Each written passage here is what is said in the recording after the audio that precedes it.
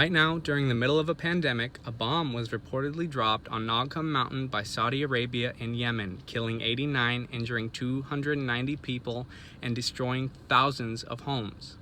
This thing looks like some insane futuristic type technology I've never seen before, and I can hardly find any reports on it anywhere. I seriously can barely find anything anywhere. And if you've seen a nuke, you would know that this is a completely different thing. This bomb looks like some sort of EMP mixed with a small nuclear bomb. I do not know what it is. But my thoughts and prayers go out to these people. I mean, how do you think they feel right now? The entire world is scaring the crap out of them with this coronavirus stuff, and then they get a bomb dropped on their city and their families that looks like something out of Star Wars. And to top it off, Donald Trump last year declared an emergency authorization that allowed Raytheon, an American defense company, to collaborate with Saudi Arabia to build 120,000 high-tech bomb parts in the country. This was also allowed for the support of the country's F-15 warplanes, anti-tank missiles, and other equipment. Maybe we're not in a war with Yemen, but isn't our government partially responsible for the lives lost in this tragic event? I would think we should be held a little accountable and stop letting our companies build high-tech bomb parts for people that are going to just drop it on civilians. But it's not just Trump. Justin Trudeau has also recently lifted his arms exports ban to Saudi Arabia in further support of the Yemen war. You know, Justin, the guy that banned assault-style weapons because there was a mass shooting that killed 20 people. And I quote, "These weapons are designed for one purpose and one purpose only, to kill the largest number of people in the shortest amount of time. There is no place for such weapons in Canada," end quote. Yeah, I guess we'll just export LAVs that are designed to kill even more people in a shorter amount of time and just let Saudi Arabia kill thousands of people with them. Yeah, way to stand up for what you believe in, Justin. Makes a whole lot of sense. But speaking of authoritarians, President Rodrigo Duterte has also awarded himself emergency powers to try and control the coronavirus. He took complete control over the Philippines' private utilities, telecoms, transport operators, businesses in the public interest, and forced hotels, venues, and rental properties to accommodate medical workers or quarantine facilities. These emergency powers can also be used to take control of roads, prices, supplies, distribution of power, fuel, goods like food and water, cleaning products, clothing and medical supplies that are imported and exported domestically. So essentially, he centralized everything in the country and fed it straight back to the federal government. And I'm sure by now all of us know how great the federal government does when it gets its hand on a problem. You know, they just work it real good. But speaking of problems, Israeli Prime Minister Benjamin Netanyahu faces 3 separate corruption charges. But that's okay. His justice minister cited coronavirus to delay the trial by over 2 months, and it's supposed to take place on May 24th. But judging by the rest of the world's continued reaction to the coronavirus, I wouldn't be surprised if it got pushed back again. Also not surprising is Netanyahu allowed Shin Bet, an internal security agency, to use vast amounts of location tracking data from cell phones of ordinary Israelis to monitor coronavirus, even sending you a text if you may have been exposed, letting you know you should quarantine yourself. Speaking of surveillance, Russia has begun installing one of the world's largest camera systems equipped with facial recognition technology in the world. It seems they are taking advice from their neighbors to the south. Now, as Oleg Baranov, Moscow's police chief, states, we want there to be even more cameras so that there is no dark corner or side street. Suddenly, Vladimir Putin wants to add more surveillance to keep his citizens safe, but at the same time, he just extended his power to 2024, and some experts in Russia are saying that this could go all the way until 2036.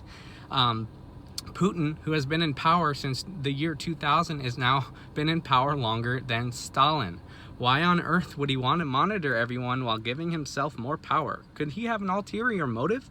Speaking of ulterior motives, in Hungary, the Prime Minister Viktor Orban has cited coronavirus to rule by decree for an indefinite period of time. His party, the Fidesz, can effectively govern unchallenged, bypassing both parliament and existing laws.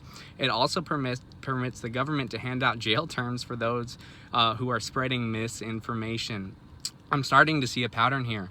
All these dictators seem to be using coronavirus to steal more power from the citizens. But wait, there's more. The Algerian government has halted regular protests that have been seeking genuine democratic reform for the past year. The Delhi riots in India have also been stopped due to COVID. But over in France and Hong Kong, that is a bit of a different story. The French politicians are still trying to stop the Yellow Vest protests that have been going on for the last 2 years, along with Hong Kong, who has been demanding freedom since March of 2019. And my thoughts and prayers go out to these people as well. I hope they can eventually make a stand, and these government officials can just get off their back and let them live their lives like they should be, and let them have the rights that they deserve. But man, these politicians, they care so much about everyone's health and safety, so much so that they're willing to take away people's basic rights to speak and protest. They are such heroes in my heart, man. My heart goes out to these politicians that love just taking away our freedoms because they care about our health so much, and they care about our safety, But not like the heroes mixing technology with the government to track every citizen, further bringing us into George Orwell's nightmare. Israel, South Korea, China, Singapore, European Union, the UK since 2016, and now even the United States are using cell phone data to track all their citizens. And what's their excuse?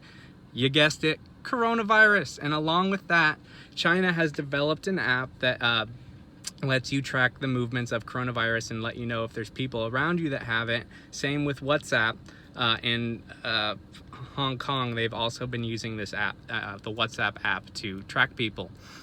But do these officials care about human lives? It was recently reported that some states put people with the highly infectious disease COVID in nursing homes. Wouldn't that raise the death rate? Couldn't anybody with a brain tell you that that's a bad idea?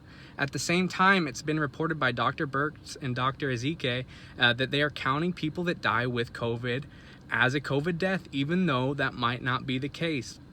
It has also been reported that the hospitals are incentivizing doctors to label something as a COVID death and put them on ventilators. Wouldn't that also raise the death rate? Especially when 88% of people who were put on ventilators in New York died. And I've known for months that if you put someone on a ventilator with weak lungs, it is basically a death sentence.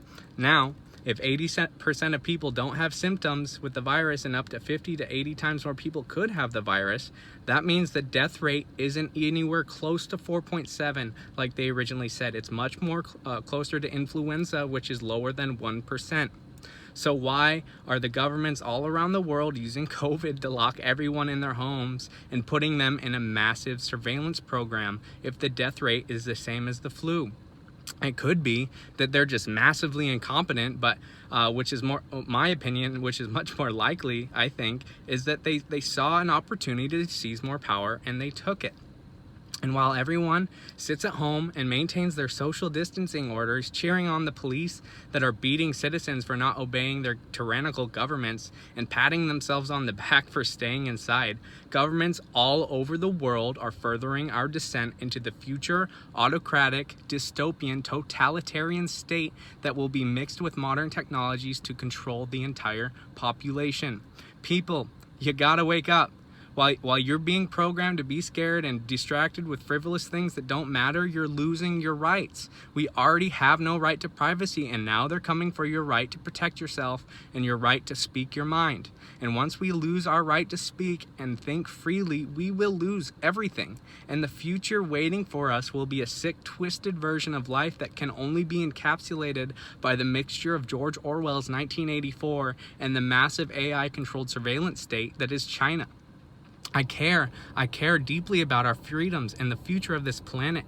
And right now, our future is being dictated by people who could care less about you or I. And things will never change until people stand up to these corrupt government officials that are controlling our lives, manipulating our thoughts, and destroying the basic idea of human rights.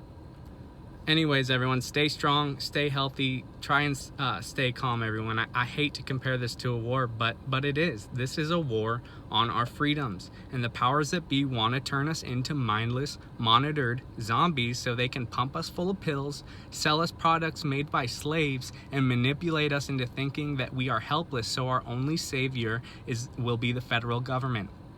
And like the old proverb says, Power corrupts, but absolute power corrupts absolutely. And what makes you think this isn't absolute power for some? But anyways, everybody, stay strong, everyone. I'll see you in the next one. Bye.